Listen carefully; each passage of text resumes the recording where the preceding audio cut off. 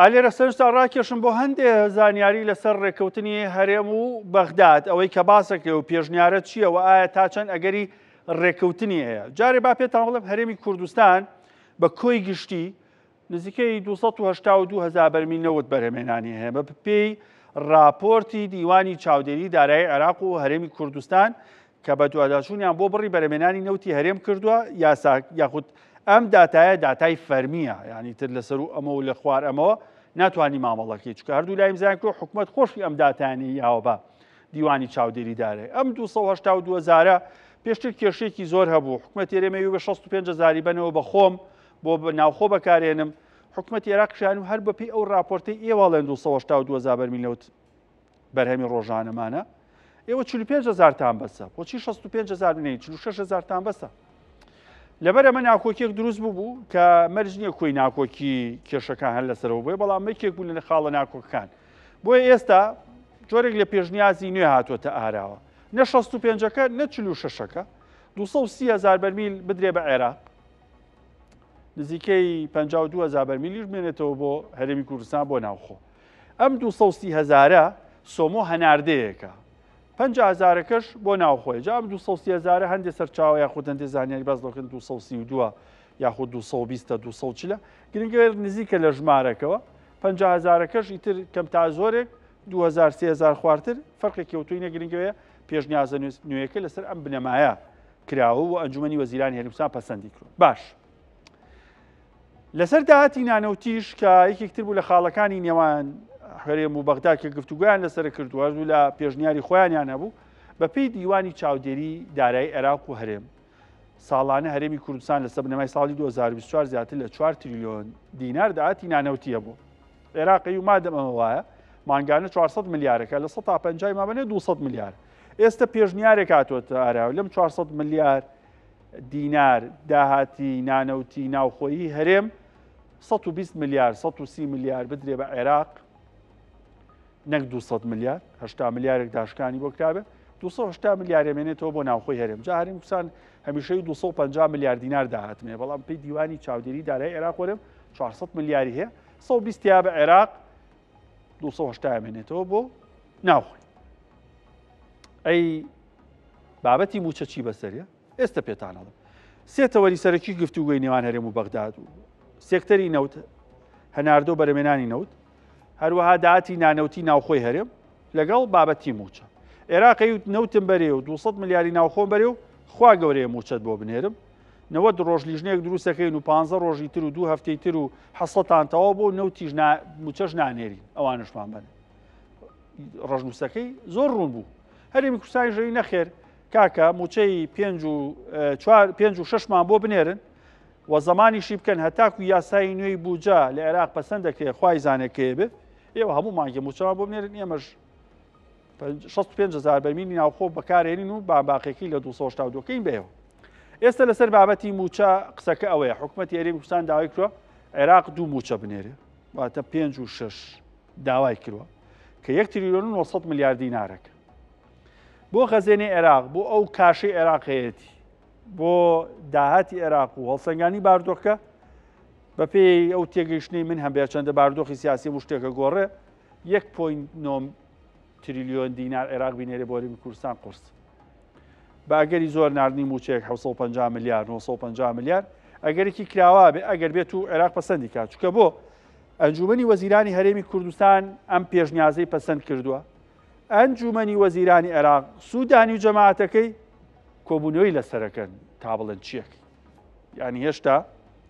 ڕوون نییە ئەمە ئەبێتە بڕیاری کۆتایی موچێت یاخود نا، بەڵام ئەو پێشنیارەکە ئەتۆ بۆ ئەنجومەنی وەزیرانی هەرێم پێشتر لەگەڵ بەغال لەسەری قسەکراوە بەتایبەت ئەو کۆبوونەوە گرنگەی باڵ جەلات تاڵەوانی سەرۆکی یەکێتی لە بەغداد لە شەوی ڕابردوو ئەکێ هۆکاری بێ بۆ هێنانە ئارای ئەم پێشنیازە. جا ئێستا هەندێشتی تر تا پێ بڵم لەسەری ڕێکەوتنەکە وەکەوەی کە باسەکە زانیاری سەرەتایی هەیە بۆ 1 مانگە کۆبوونەوە ڕێکەوتنەکە هەم سەرەتاییە بێ ئەگەر ئەنجومەنی وەزیرانی عێراق پەسەندیکە سەرەتاییە بێ بۆ 1 مانگە. ئەم مانگە کە موچەیەت هەردوو لە ئەم ژمارانی خستوانتە ڕوو نیەت پاکی لە هەردوو لاوە ئەبێت هەرێمی کوردستان 120 ملیار بەغاوە هەروە نەوتەکەشی ڕادەستکە و دەستکرێتەوە بە هەناردە لیژنەیەک دروستەکرێ پێداچوونەوە بۆ ژمارانەکە ئایا 230,000 بین بەبەغا 250 بین 210 بین 220 بین یاخود ئەوەی ناوخۆ پێویستێتی 65 50 45 چەنە و هەروەها 120 ملیار داهاتی نانەوتی بدێوەغا یاخود زیاتر بۆیە ئەمە ئەبێتە بنەمای گفتوگۆیەکی فراوانی هەرێم و بەغداد لە دوای ئەو ماوەی کە دیاری کراوە بۆ بابەتی موچە ئەمەی بابستی موچە و ڕێکەوتنەکەی هەرێم و بەغدا بوو جا ئەمە شتێکیش بڵێ من لە مانگی 6 دروستتر بیڵم لە سەرەتای مانگی 6 کاتێک پێ جەژنی قوربان بوو وتم جارێ بە تەمای موچەمە بن هەتاکو 1 بۆ 15 ئەوە ئەمڕۆ 16 لە 15 شان موچە نەهات بۆیە داوای لێبوردنی قەرزارم لەسەرەوەی وتم 15 بە پێ خوێنەوانی کردبوو ئەکرا ماژ لەو بینایە بهاتە بەڵام هەر باشە گەر پێنجشەمەش بێ نزیک بۆ لەو ئامانجەی ئێمە دیاریمان کرد. باسی هێرشی درۆنیتان بۆکەم بۆ سەر کێڵگەنەوتیەکان بێگومان بابەتی موچە و درۆنەکان هەردووکیان پێکەوە مەترسێکی زۆر گەوریان لەسەر مەسەلەی برسێتی و ئەمنیەتی هەرێمی کوردستان دروست کردووە. هێرشە درۆنیەکان بۆ سەر کێڵگەنەوتیەکانی هەرێم بەردەوامە واتە لە ماوەی سێ ڕۆژی ڕابردووە هێرش یەک لە دوایەکە بووە ئەم ڕۆژ هێرشکرا سەر 4 کێڵگەی تری نەوت بەهۆیە بەرەمێنانی نەوت لە بەشێک لە کێڵگەکان ڕاگیراون. سەرلەبانی ئەمڕۆ هێرشکرا سەر کێڵگەی تاوکێ پیشخابوور عین سەفنی و دواتریش کێڵگەی بای حەسەنی باکوور بە ئامانجیە. دوای هێرشەکان حکوومەتی هەرێمی دانەی کردووە داوای لە حکوومەتی فیدراڵ و کۆمەڵگەی نێودەوڵەتی کردووە بێنە سەر خەت بۆ پاراستنی گرانی ئەو کەسانی لێوێ کارەکەن هەروە ڕێگری بکەن لە دووبارە بوونەوەی هێرشەکان لە ماوەی 48 ساعتە 5 کێڵگەی نەوتی لە هەرێمی کوردستان کراونەتە ئامانج کە 4یان بەرەمێنان تیانە بە کاتی ڕاگیراوە کە لە 142 بەرەمێنانی نەوتی هەرێمی کوردستانەکەواتە لە 100 بەرمیل 42یان لەو 4 کێڵگەیە بەرەمێنرێ کە کراونەتە ئامانج ئەگەر پێنجەمیشی لەسەر بووە ئەویش بەرەمێنانی ڕابگرتە کە کێڵگەی نەوتی خوورمەڵێ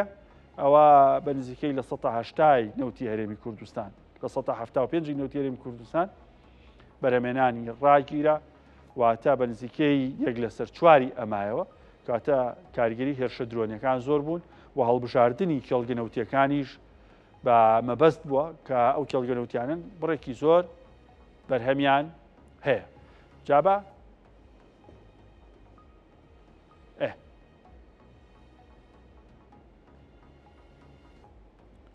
جابا باسێکی کێڵگەنەوتیەکانتان بۆ بکەم کە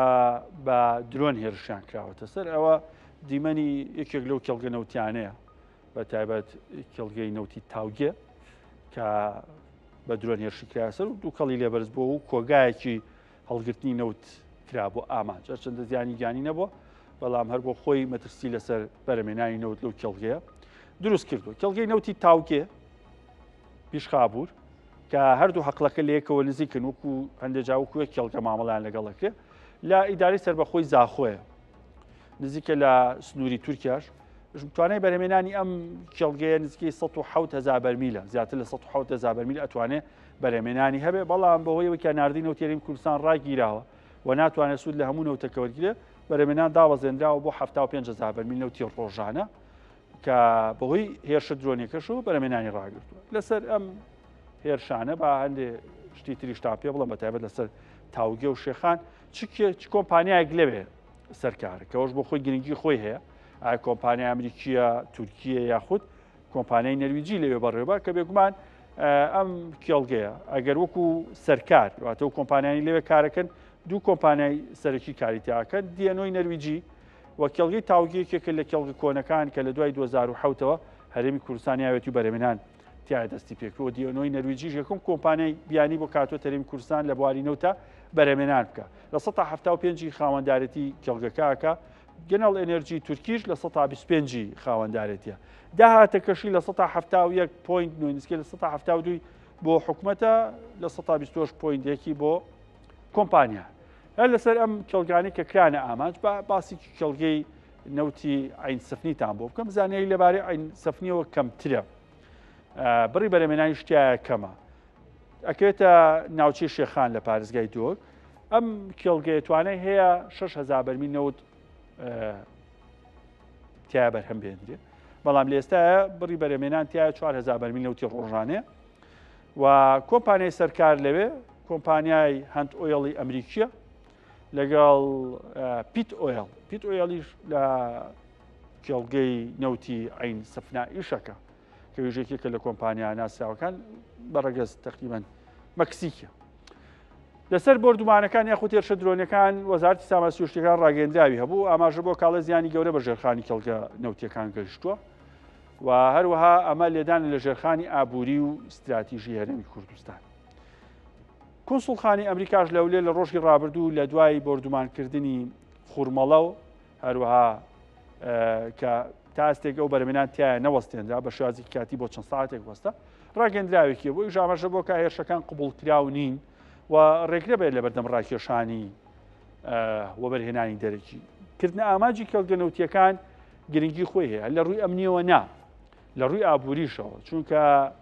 باسکردنی نەوت یاخود هەر ڕووداوێک لە کێڵگەیەکی نەوتی لەسەر ئاستی گیان ڕووبە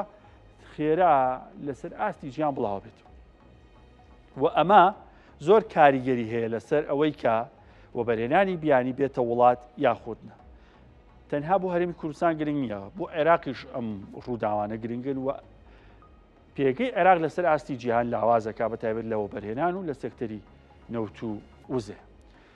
ڕێکەوتن هەیە تا ئەستێک پێشنیاری ڕێکەوتی نوێ هەیە لە نێوان عێراق و هەرێم جا هەمیشە لەو گفتوگانی کە پێشتر هەبوو کۆمپانیا نەوتیەکان لایەنێکی سەرەکی بوونە سێ لایەن عێراق هەرێمی کوردستان کۆمپانیا نەوتیەکان بزانین ئەم پێشنیازە نوێ تا چەند کۆمپانیا نەوتیەکان هەماهەنگن لەگەڵ یاوە تا چەند قەناعەتیان هەیە بۆ پێشنیازانی کە کراون لەگەڵ مایلز کاگینز وتەبێژی ئەپیکۆر لە هەولێر قساکەم. بەڕێز کاگینز سڵاوت لێبێ پێشنیازێکی نوێ هەیە لە نێوان هەولێر و بەغداد ئێوەکو کۆمپانیاکانی ئەپیکۆر ڕەزامەندن بەو پێشنیازە نوێ واتە حساب بۆ پێگەی کۆمپانیا نەوتیەکان کراوە؟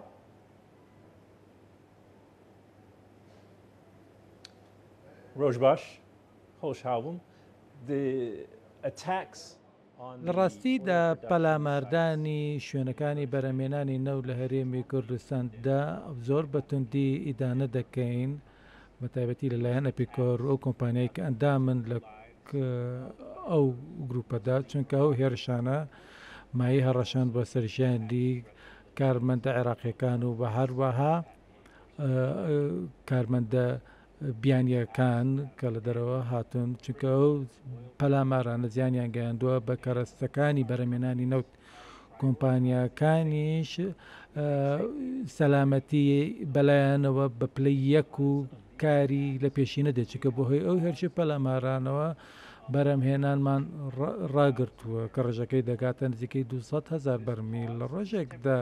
و ئەم وەسانەش کاتیە چونکە کۆمپانیاکان هەڕەشە ئەمنیەکان هەڵدەسەنگێن و درێژە دەدەنەوانەیە بە پرۆسەکانی بەرهەمێنانیان بە زووترین کات. لەو کێڵگە نەوتیانەی کە بە درۆن هێرشیان کرا بۆ سەر کامیان زیاتر زیانی بەرکەوتووە و ئەگەری هەیە ڕاوستانی بەرهەمێنانی نەوت بۆ دوورمەودا بێ یاخود لە نزیکتری کاتە دەسەکرێتەوە بەرهەمێنان؟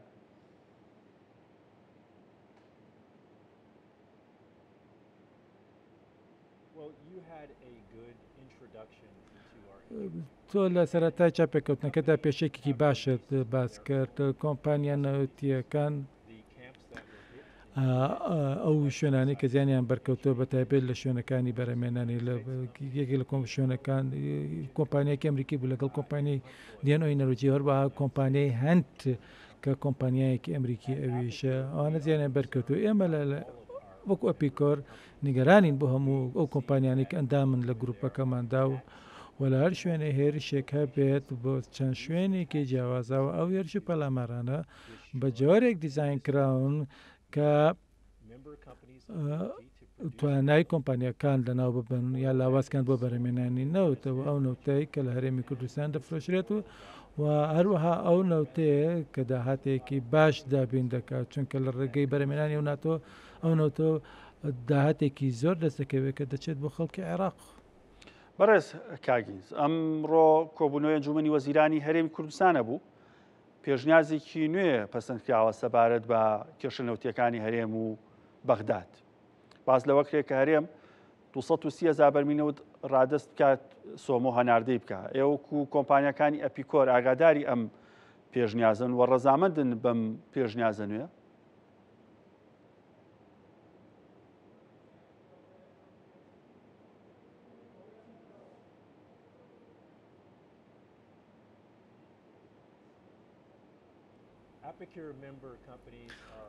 کۆمپانیەکانی ئەندام لە ئەپیکۆر هێشتا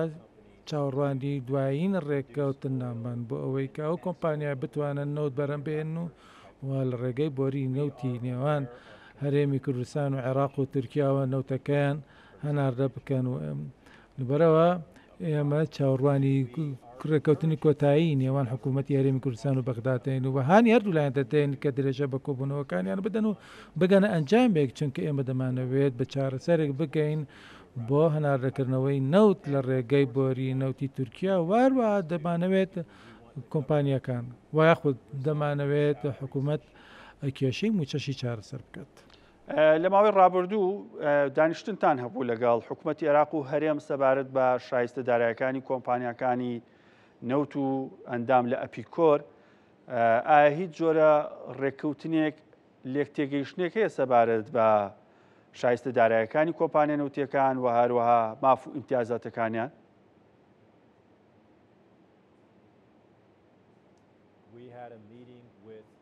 پێککەوتنی دیدارمان هەبوو لەگەڵ نوێنەرانی حکوومەتی هەرێمی کوردستان و لە مانگی تەمموزدا و لەو چاو پێککەوتنەدا دووبارە ڕامان گەیاندنەوە کە ئێمە مەرجەکانمان هەمان ئەو مەرجانی ڕابردوون و بۆ هەناردەکردنەوەی نەوت و ئێمە دووبارە ئەو پێشنیارانەمان دووبارە دەکەینەوە مەرجەکانمە دووبارە دەکەینەوە و ڕەنگە خەڵکیش بپرسن کە بۆچی نەوت هەناردە ناکرێتەوەێ کۆمپانیەکان پێویستە گەرنتی بکرێن کە گرێبەستەکانیان ڕێزیان لێ دەگرێت و شایستە دایرەکانمان بەدەست دەکات بۆ ئەونەوتەی کە هەناردەی دەکەین لە داهاتوودا و پێویستە ڕوون بێ کە ئێمە چۆن شایستە دایرەکانی ئەو نەوتێکە لە ڕابردوو هەناردەمە کرد و دەستمان دەکەوێت ئێمە لە ڕێگەی بەندەری جیهان و نەوتەکەمان دەفرۆشین بە هەمانگی لەگەڵ کۆمپانیای سۆمۆدا ئێمە دەمانەوێت شایستە داراییەکانمان بە کاش وەربگرین بە تایبەتی ئەونەتێکە لە بەندەری جیهان دەفرۆشێت بەڵام وەکو ئەڵتەرناتیڤێکە دەکرێت لە جیاتی کاش پارە نەوت لە جیاتی پارەی کاش نەوت وەربگرین و نەوتەکەی خۆمان لە بازارەکان دەفرۆشێنین و واتە ئەو نەوتێکە بەدەستمان دەگات لە ڕێگەی کۆمپانیای سۆمۆ دەبێت بۆ ئەوەی کە لە بەندەری جیهانە بیفرۆشێن و ئەمەش لە ڕێگەی کۆمەڵە ڕاوێژکارێکی سربەخۆ و ئەمانش پێویستە کارەکانیان دەست پێ بکات بە زووترین کات کە ڕێکەوتنەکە گەشت ئاسی جێبەجێکرد بۆ هەناردەکردنی نەوت و دەمانەوێتە ئەو ڕاوێژکارە سربەخۆیانە کار بکەن لە ماوەیەکی دیاریکراودا و ئەوان کار دەکەن بۆ هەڵسەنگاندنی نرخی بە تێکی بەرەمێنان و گواستنەوە و لە کۆتایی ئەوەدا کۆمپانیەکان بە پشتبەستن بەو کە ڕاوێژکارە سەر بەخۆیانە قەرەبووکانی خۆیان وەردەگرنەوە لەگەڵ هیچ دامەزراوێکی جیهانی قسەکراوە بۆ ئەوەی ئەو هەڵسەنگان دەبکات لە ماوەی ئەو 6 ڕۆژەی بەپێی هەمواری یاسای بوجە دیاریکراواتە بۆ $16.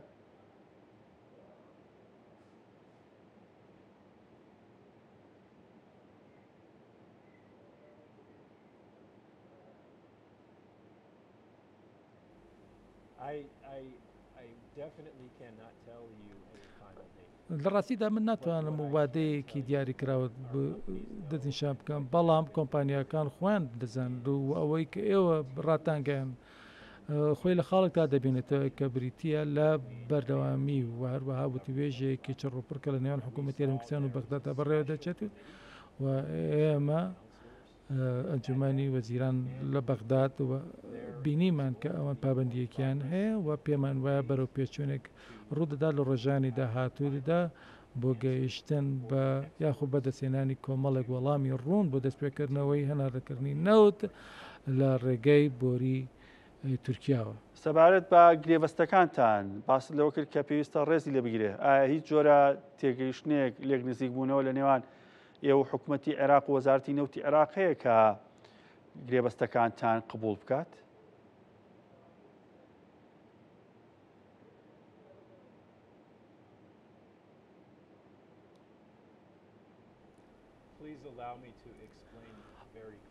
ڕێگەم بدە زۆر بەڕوونی و خاڵەتان بەڕوون بکەمەوە. کۆمپانیەکانی ئەندام لە ئەپیکۆر و هەموو کۆمپانیە نەودەوڵەتیەکان گرێبەستیان لەگەڵە حکوومەتی هەرێمی کوردستاندا هەیە. ئەو گرێبەستانە یاساین و ئەو گرێبەستانە ئەزمون کراون لە بەرزترین ئاستا و هەروەها لە دادگاکاندا و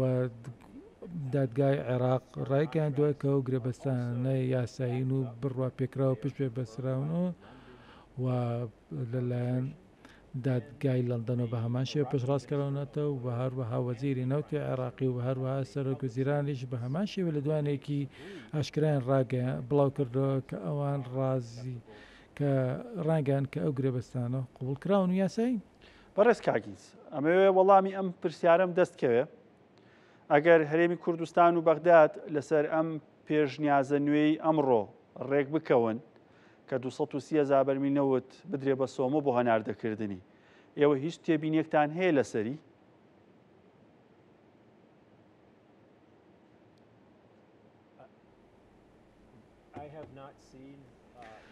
من لە تاکو ئێستاشی لەگەڵا بێ ڕێکەوتنم نەبینیوە، بەڵام ئەتوانم پێ بڵێم پێش ئەوەی کۆمپانیەکانمانەوە بخەنە ناو بۆریەکانەوە دەبێت ڕێکەوتنیەکمان هەبێت بۆ دەرخستن و پیشەندانی چۆنێتی فرۆشتنی نەوتەکە لەکەی و لەکوێ کۆمپانیەکان دەتوانن نەوتەکە لە ڕێگەی بۆریەوە هەناردە بکەن و جۆری ئەو نەوتەش ڕوونکرا بێتەوە کە کوالیتەکەی چۆنیە و هەروەها ئەو گرێبەستە یاخدا ڕێککەوتنە کورتمەودایە پێویستە تێیدا هاتە بێ کە کۆمپانیەکان لەکوێ پارەی فرۆشتنی نەوتەکە بەدەست دەهێنن. ئەو کات کۆمپانیەکان ئامادەن کە ئەو ڕێکەوتن نامێ ئیمزا بکەن بە زووترین کاتێکە مافەکانیان پارێزرا بێت. سەبارەت بە شایستە داراییەکان یاخود مافی کۆمپانیەکان کە باز لەوەکتێ پێشتر نەوتیان هەناردە کردو وەریان نەگرتووە، ئەو بڕە چەندە و کەی هەناردەکراوە؟ ئەو مافی کۆمپانیانەی ساڵی چەندە؟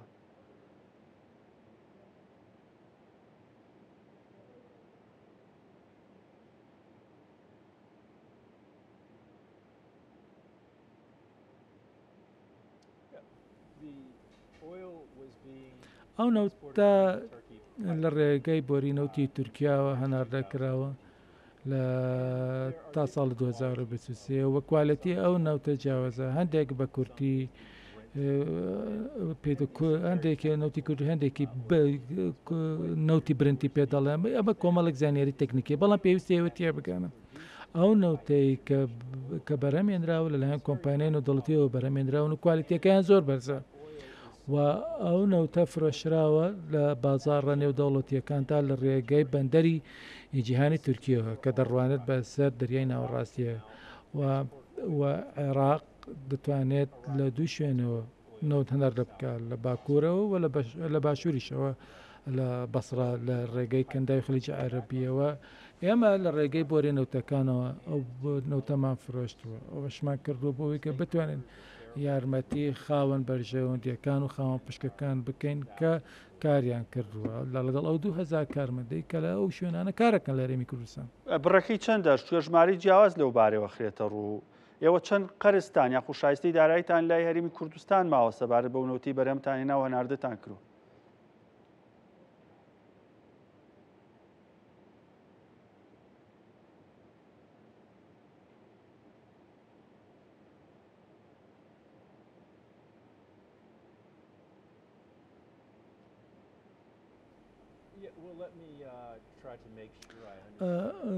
باتێ دڵنیا بم لە ئەوەی کە پرسیارەکەتان لە پرسیارەکەتان بۆری تێگەشتم کۆمپانیەکانمان لە ئۆکتۆبەری 2022 نەوتی فرۆشتووە وهروەها تاکو مانگی ئازای 2023 کۆمپانیەکانمان پارەی ئەو نەوتیان وەرنەگرتووکە لە ماوەیەدا فرۆشتیانە بۆیە ئێمە نزیکەی 1 ملیارد دۆلارمان پارەمان شایستی داراییمانێک کەورمان نەگرتووە بۆیە کۆمپانیەکانمان داوای لێکتێگەیشتنێکی ڕوونی نووسراو دەکەن بۆی کە بزانن چۆن ئەو پارەیان دەست دەکەوێت. بەڕێز کاگیز حکوومەت یاریمی کوردستان داوای 65,000 بەرمیل نەوتەکە بۆ بەکارهێنانی ناوخۆ بۆ پێی و تێگەیشتن و ڕێکەوتنانی هەیە خۆی پارەی ئەم نەوتە دابینەکە. ئایا هیچ تێگەیشتێکتانەیە لەگەڵ هەرێمی کوردستان کە چۆن تێچووی بەرەمێنانی نەوت و گواستنەوەی نەوت لە هەرێمی کوردستان وەربگرن؟ ئایا بە نەوت وەرەگرن یاخود بە پارەی کاش؟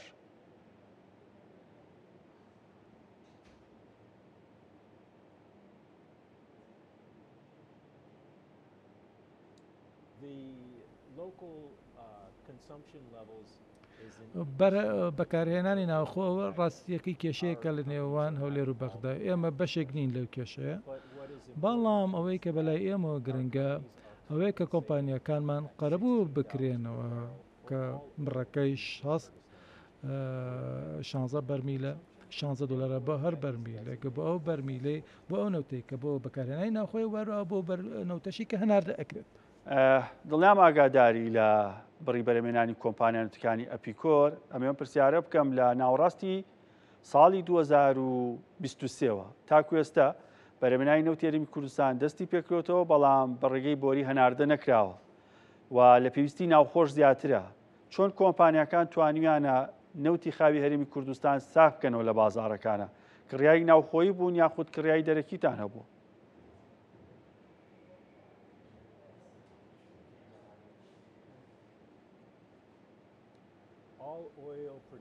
هەموو ئەو نەوتەی کە لە هەرێمی کوردستان بەرەمێنراوە هەمووی لە ناوخۆدا فرۆشراوە ئێمە نەوت بەرەم دەهێنین و دواتر نەوتەکە دەفرۆشرین بۆ کڕیارە ناوخۆییەکان ئەو کڕیارە ناوخۆیانەش پەسەندکراون لەلایەن وەزارەتی سامانە سروشتیەکانی سەرچاوسروشتیەکانی هەرێمی کوردستان و نەوتەکەش دواتر لە هەرێمی کوردستان لە ناوخۆدا دووبارە دەپاڵێوڕێتەوە و دەگۆدرێت بۆ بانزین و گازوایل و ئەو نەوتەی کە ئێمە لە ناوخۆدا دەیفرۆشین بۆ 30 دۆلارە نرخەکەی بۆ هەر بەرمیلێک و چونکە هەناردەکردنی ناوت لە باتەڕەکانی دەرەوەدا بە 70 بەرمیلە ئەوەش بۆ ئێمە باشترە کە نەوتەکەمان بە 70 دلار بفرۆشین لە بازاڕە جیهانیەکاندا ئەوە باشترە لەوەی کە ئێمە بەرمیلێک نەوت بە 30 دلار بفرۆشین بۆیە پێمان باشە کە بۆری نەوت بۆ گواستنەوەی نەوت بکرێتەوە لە نێوان هەرێمی کوردستان و تورکیا. بەڕێز کاگیز من چێژم لە گفتووەکەمان بینی بەرچاوڕوونێکی زۆر باشیانە لەسەر داوا و خواستی کۆمپانیەکانی ئەپیکۆر مایڵز کاگیز وتەبێژی ئەپیکۆر زۆر سپاس لە هەولێر لەگەڵمانەوە. بێگومان باسی لەوە کرد کە بەهۆی هێرشە درۆنیەکانەوە 200,000 بەرمیل نەوتی بەرەمێنان لەو کێڵگانی کە هەیەە ڕاگیرا واتە پڕڕاستیشی کرەوە کە خوورمەڵەش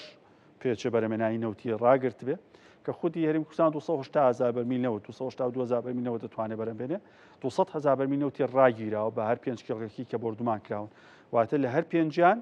کاریگەری لەسەر بەڕی بەرەمێنان هەبووە. باسی لەوەش کرد کە 1 ملیارد دۆلار شایستی دارایان لە حکوومەتی هەرێمی کوردستان ماوە سەبارەت بەو نەوتی کە لە ئۆکتۆبەری 2022 بۆ ئازاری 2023 بەرهەمیان هێناوە ئەو نزیکی 6 مانگەی کە بەرهەمێنانیانە بۆ چەندە و کاتەش بەپێی داتاکانی حکوومەتی هەرێمی کوردستان نیوەی شایستی یاخود داهاتی نەوت ئەهێنرایەوە بۆ موچەبەکان لە 142 لە 150 بۆ کۆمپانیەکان تەرخانکراوە بەڵام پێچێک کەڵەکە بووی ساڵەکانی پێشووتریش بێ چونکە بەپێی راپۆرتی دیلۆیت و هەرێمی کوردستانیش ئەبوو شایستی و کۆمپانیانە بدرا و وتیشی لەگەڵ عێراق سەمان کرد کە ئێمە شایستی داراییمان بە کاژ وەرگرین ئەگەر نا ئەتوان بە نەوت بمانێنێ خۆمان نەوتەکە حسابی بکەین چەنەکە لە بازاڕ و بیفرۆشین. باسێکی هەڵەبجەتان بۆ یەکەم ناوچەی گەشتیاری جوانی هەیە بە تایبەت هەورامان. سەلاح جەمیل پەیامنێری کورسانیوز ئەمڕۆ چۆ بۆ زەڵم بۆ سەرچاوی ئەحمەداوا و بۆ زەڵم گەشتیارێکی زۆری عەرەبی ناوەڕاست و باشووری عێراق هاتوون بۆ ئەو ناوچە.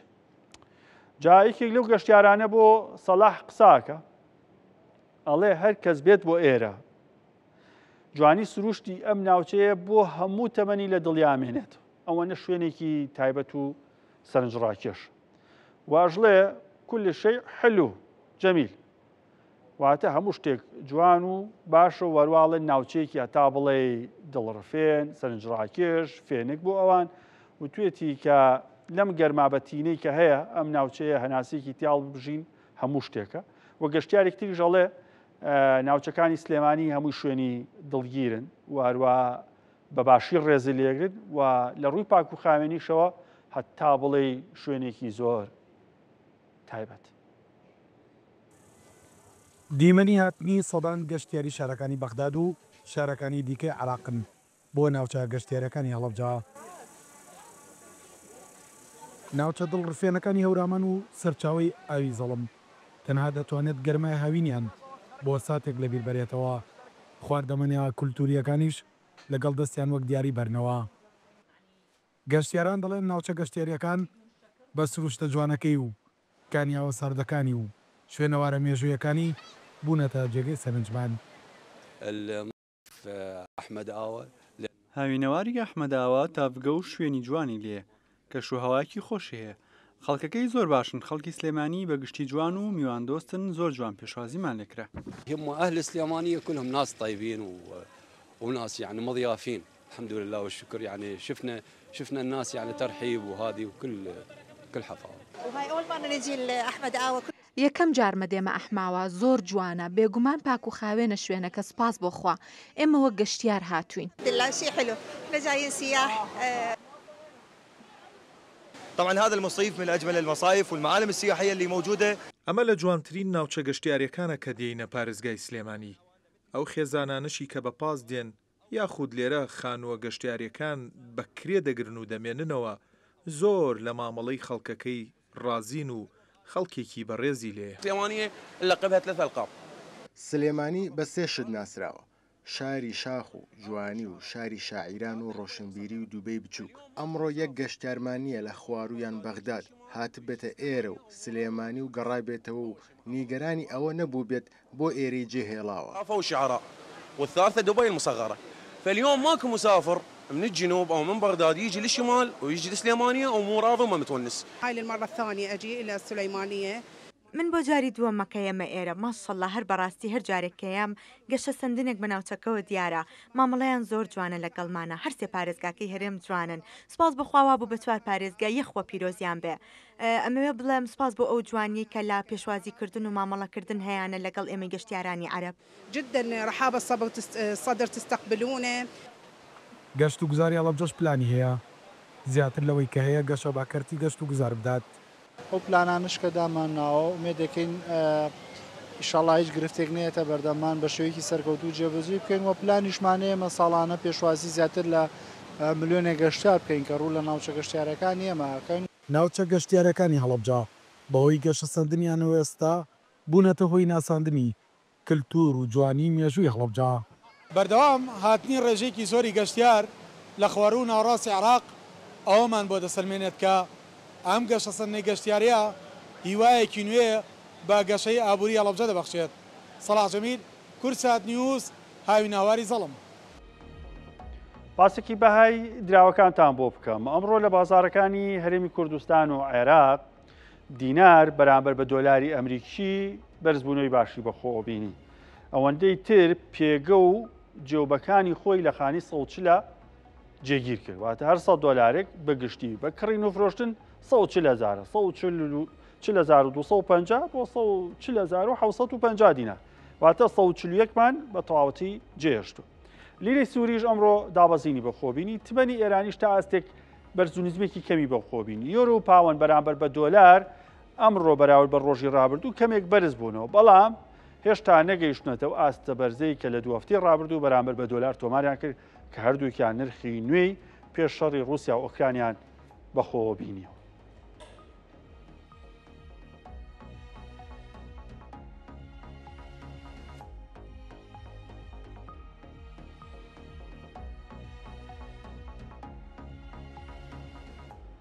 ئەو وێنانی بینیتان لەسەر شاشەوە پاوانی بەریتانی بوو چاپکرامووی دە پاوانی بوو بەهایکی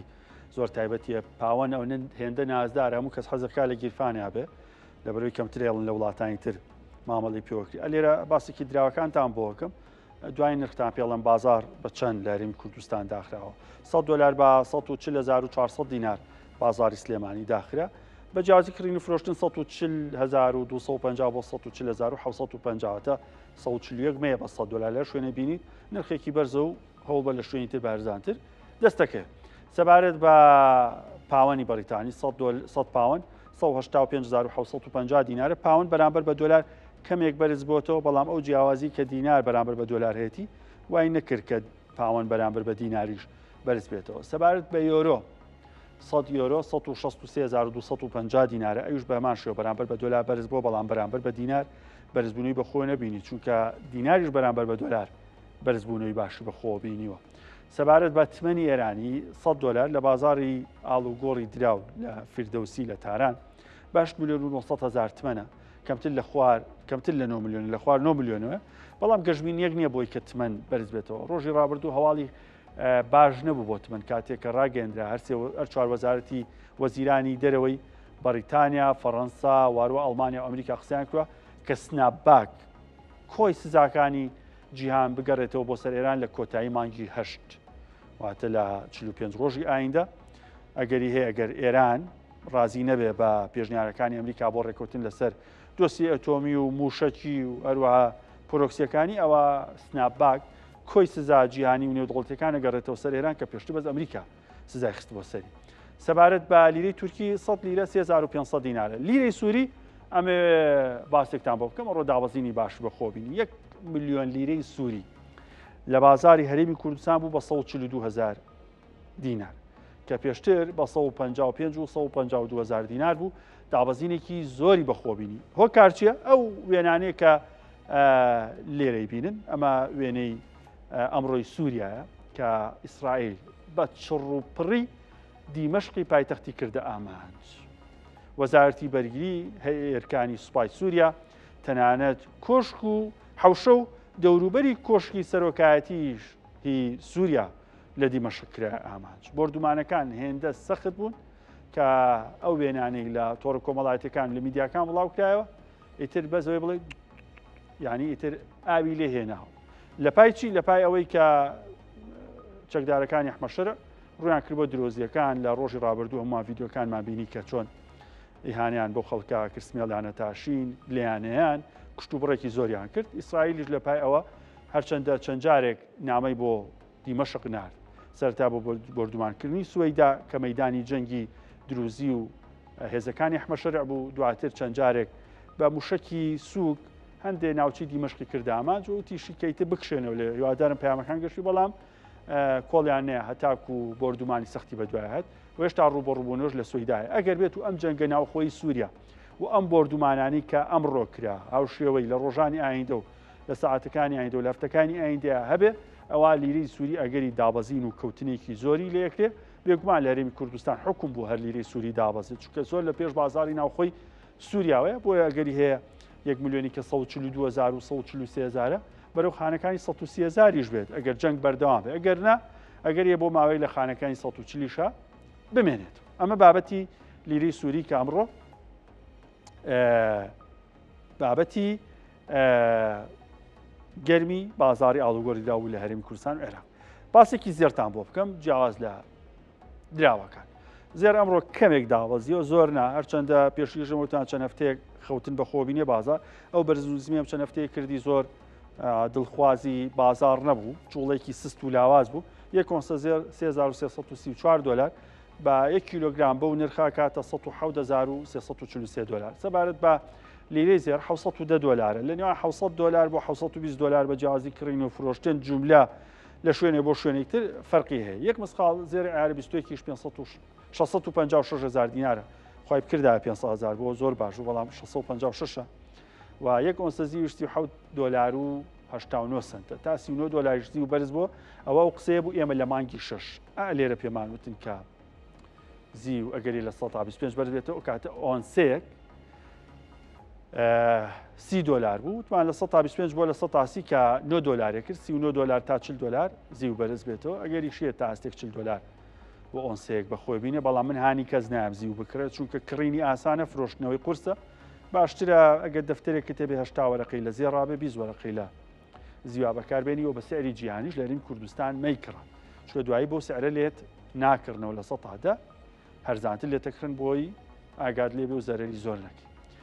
هەواڵ و باسەکان لەسەر هەرێمی کوردستان و عێراق سات بە سات لە گۆڕانکاریان لەگەڵ قارەمان جەوهەر پەیامنێری کورسانیز لە هەولێر قساکەم زانی دوای زانیاریەکان چی سەبارەت بە ڕێکەوتنی هەرێم و بەغداد سەبارەت بە پێشنیازە نوێەکە ناردنی موچە قارەمان سڵاو لێبێ کەس هەواڵی لایە نەبێت تۆ لاتە دوایین زانیاریەکان چین سەبارەت بە هەرێم و بەغداد بە پێشنیازی نوێ بە ناردنی موچە بە هەر بابەتێ بێ. بەڵێ بیلا لەو کاتت باش یعنی ئێستا ئەو چاوەڕوانی کە موچەخۆر هەیە بوو لە حکوومەتی هەرێمی کوردستان ئێستا دەبێت ئەو چاوەڕوانی ئەوە بێت کە حکوومەتی عێراق موچەکە ڕەوا بکاتن بۆ پێی کە ئەمڕۆ لە کۆبوونەوەی ئەنجومەنی وەزیران بڕیار لەسەرەوە درا کە ئەو لێک تێگەیشتن و نزیکبوونەوەی کە شەوی ڕابردوو هەبوو ئەنجومەنی وەزیران ڕەزامەندی لەسەردا یاخود بڕیاری لەسەردا کە پابەند بێتون و جێبەجێ بکاتن بەپێ ئەو بڕیارانەی یاخود ئەو داواکاریانەی کە بەغدا هەیبوو. ئێستا ئەنی چاوەڕوان دەکرێتن ئەنی سبەی بێ یاخود هەفتەی داهاتوو بێتن بەڵام هەموو ئەگەرەکان ئەوەیە کە سبەی حکوومەتی عێراق یاخود سەرۆکوەزیرانی عێراق بڕیاری ئەوە بداتن کە موچەی فەرمانبەرانی هەرێمی کوردستان ڕەوانە بکاتن یاخود ئەو ڕێکوتنی کە پێویستە واژووی لەسەر بکرێت ئیمزای لەسەر بکرێت سبەی بەڕێوە دەچێتن واژوەکە بەڵام ینی زانیاریەکی تری هەیە بیلال ئەوەیە کە وەفدێک لە هەرێمی کوردستان سەردانی بەغدا دەکات وەفدەکە وەفدێکی تەکنیشین سەر بە وەزارەتی ئەو مێشەوازنان سەر بە وەزارەتی دارایی هەرێمی کوردستانن بۆ ئەوەی کە ئەو گرفتانەی یاخود ئەو وردبینیەی کە لە لیستی موچەی ماجی 6 دەکرێتن خێراتر بکرێتنەوە تێبینیانەی کە هەیە بتواندرێتن بە خێرایی چارەسەر بکرێتن بۆیە ئەم وەفدا ئەنی ئەرچی ئەوە دەبێتن کە دەچێتە بەغدا بۆ ئەوەیە کە پرۆسەکە خێراتر بکاتن بۆ ئەوەی کە لە ئەگەری ناردنی موچەی ماجی 5 و 6 لیستی موچە هیچ گرفتێشی نەبێتن و ئەو داخوازانەی کە وەزارەتی دارایی عێراق هەیەی لە لیستی موچەی ماجی 5 و 6 تەواو بێتن و بۆ ئەوی بتوانرێتن لە زووتری کاتەوە پارێکە خەرز دەکرێتن موچەی ئەو دوو ماگەی پێدا دابش بکرێتن ئەگەر ئەو دوو موچەیە بنێردرێتن بۆیە ینی ئێستا موچەخۆر چاوی لەوەیە کە سبەی حکوومەتی عێراق بڕیاری ئەوە بداتن کە موچە بۆ هەرێمی کوردستان ڕەوانە بکاتن ئەمڕۆ کۆبوونەوەی ئەنجومەنی وەزیران هەرچەندە بیلال کۆبوونەوەکە زۆر دوور و درێژ نەبوو ینی ئەو تەوەرە سەرەکیی کە گفتوگۆی لەسەر کرا پرسی موچەی فەرمانبەرانی هەرێمی کوردستان لەگەڵ ڕێککەوتن لەگەڵ بەغدا و ئەو یاداشت لێ دەگەشتنەی کە حکوومەتی عێراق بۆ هەرێمی کوردستانی ناردبوو گفتوگۆکە لەسەر ئەوە بوو بە کۆی یاخود بە زۆرینە و ئەوانەی کە ئامادەی کۆبوونەوەی ئەنجومەنی وەزیران بوون بڕیاری ئەوە درا کە هەرێمی کوردستان نەوت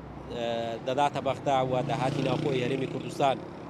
دەداتە بەغدا بە تایبەت داهاتی نانەوتی کە حکوومەتی عێراق داوای کردبوو بۆیە ئێستا ینی چاوەڕوانیش دەکرێتن ئەو وەفدەکە ئەم شەو بێ یاخود بەیانی سەردانی بەغدا بکە بۆ ئەوەی کەوا گفتوگۆکانی ناردنی موچەی ماجی فەرمانبەرانی هەرێمی کوردستان خێراتر بێت. باش قارەمان مێشەکە ڕۆژ دیە هەرماوە جارێ شۆ بێ پرسیایی ترکە ئێستا ڕۆیشتووە دا باش ئەوش شیرینی و حەزەکاویش هەواڵی موچە بزانێت چۆ پێچەویش بازاڕی نەما بێت قارەمان ئەو پێشنیازە نوێی کە هەرێم پەسەندی کردووە ئەگە زانیاریت هەبێت لە بەغداوە پێشنیارەکان کراون واتە بەغداش ئاگاداری ئەم پێشنیازانە بووە یاخود لە هەرێمەوە دیسان پێشنیازی نوێ بۆ بەغدا و ئەیانێ ڕای ئەوان بزانن. بەڵێ بیلال یانێ لە شەوی ڕابردووەوە کە خەڵکی هەرێمی کوردستان بە تایبەت ئەوەی کە موچەخۆر بوون کاسبکار بوون تا مەزرۆی دیدارەکانی سەرۆشی یەکێتی نیشتیمانی کوردستان بوون لە بەغدا کە لەگەڵ سەرۆکوەزیرانی عێراق کۆبوونەوەی گرنگی ئەنجامدا لە دوای کۆبوونەوەکە ینی ئەو داواکاریانەی کە بەغدا هەیبوو و ئەو لێژنە وزاریە کە بە هەمان شێوە دوێنێ راپۆرتی خۆیاندا بۆ سەرۆکوەزیرانی عێراق هەمان ئەو داواکاریانەیە کە حکوومەتی عێراق داوای لە هەرێمی کوردستان کردو واتە ئەو بڕیارانەی کە ئەمڕۆ ئەنجومەنی وەزیرانی هەرێمی کوردستان دەری کردووە ینی وەکو پابەندیە کە بەو داواکاریانەی کە حکوومەتی عێراق داوای لە هەرێمی کوردستان کردووە بۆ ئەوەیەکەوە بڕی ئەو نەوتەی کە بۆ دیاری کردووە ڕادستی بکات لەگەڵ ئەوەشکە ئەو داهاتە نانەوتەی کە پێشووتر ئەنی بڕەکەی زۆر کەمتر بوو کە ڕەوانەی بەغدا دەکرا ماگانە ئێستا بڕەکەی زیاتر کراوە بۆیە ینی هەمان ئەو داواکاریانەیە بەفی ئەو زانیاریانەی کە هەیە هەمان ئەو داواکاریانەیە کە حکوومەتی عێراق داوای لە حکوومەتی هەرێمی کوردستان کردبوو ئەمڕۆ حکوومەتی هەرێمی کوردستان پابندی خۆی بەم داواکاریانە دەربڕی واتە بڕیاری لەسەر ئەوە داواکات جێبەجێیان بکاتن بەڵام چاوەڕوان دەکرێت سبەی یاخۆ لە نزیکترین کاتدا سەرۆکوەزیرانی عێراق بڕیاری ئەوە بداتن کە ئەو ڕێکەوتنە یاخود ئەو داواکاریانەی کە داوایان لە حکوومەتی هەرێمی کوردستان کردو پابند بووە بە چ شێوازێک دەکەوێتە بواری جێبەجێکردن. زۆر باش قارەمان مێشەکە هاتەوە جارێکتر بە زۆر لە بەرگەرمایش نەدۆستێنی قارەمان جەوهەر پەیامنێری کوردستانی وس هەربژیت ئەوش پێچێ ویستێتی هەواڵێکی موچە بزانێ بۆ هیوایی کەیتر لافتی ئایندە کێشانە هەل بن بوو چەیەک دوان هەر چەندی ناوەنێن بێت خەڵەکە ناسێکە بمژەیتر کۆبوونەوەکانیش دوایەوە بەردەوام بن کێشە نابێت بۆ هیوایی کە ئابوورێکی زۆر زۆر باشدارە.